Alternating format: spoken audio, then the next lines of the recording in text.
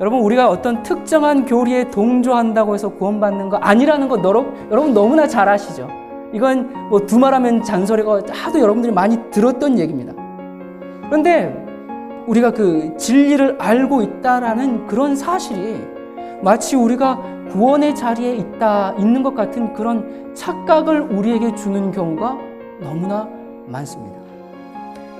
우리는 하나님의 말씀에 순종함으로 구원을 받습니다.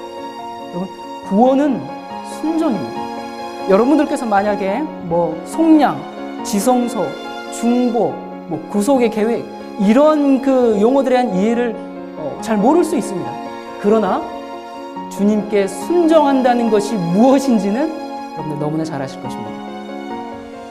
오늘날 기독교에는 하나님의 복음을 희석시켰을 뿐만 아니라 편리한 이런 할부금 제도로 이렇게 판매하고 있습니다. 여러분들 대형교회에 가보신 적이 있으시거나 아니면 혹시 TV에서 기독교 방송 같은 거 보신 적 있으십니까?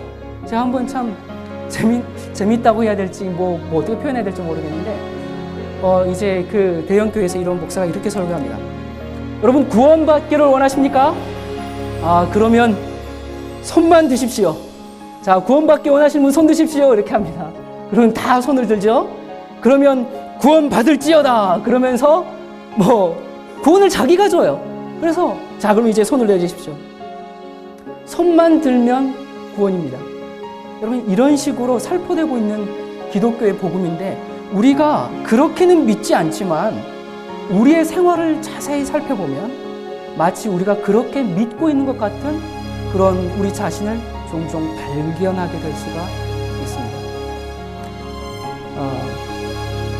여긴 다 믿는 분들이 모였지만 성경을 전혀 모르는 이제 세상 사람들이 기독교인들의 생활을 본다면 아마 예수님께서 이렇게 말씀하시는 걸로 생각할 것 같아요. 너희는 먼저 무엇을 마실까, 무엇을 입을까, 무엇을 먹을까, 또 어떤 차를 살까, 어떤 직장을 가질까, 또 누구와 결혼할까를 먼저 구하라. 그리고 혹시 시간이 남는다면, 또 너무 힘들지 않다면 하나님 나라를 위해서 뭔가를 조금 하라. 아마 예수님께서 이렇게 말씀하신 걸로 여길 것입니다.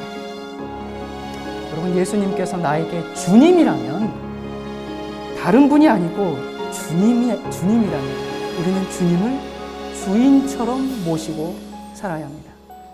자, 우리가 처음에 읽었죠. 누가복음 6장 46절을 제가 다시 읽어보겠습니다. 너희는 나를 불러 뭐라고요?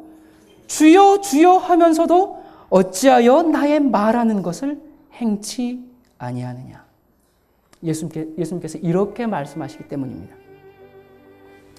여러분, 우리가 예수님을 주님이라고 부르는 것은 내가 주님의 종입니다. 그리고 주님 뜻대로 살겠습니다. 주님의 명령대로 따르겠습니다라는 그런 의미죠. 그런데 우리가 예수님을 주님이라고는 즐겨 부르는데 우리가 종처럼 살려고는 하지 않습니다.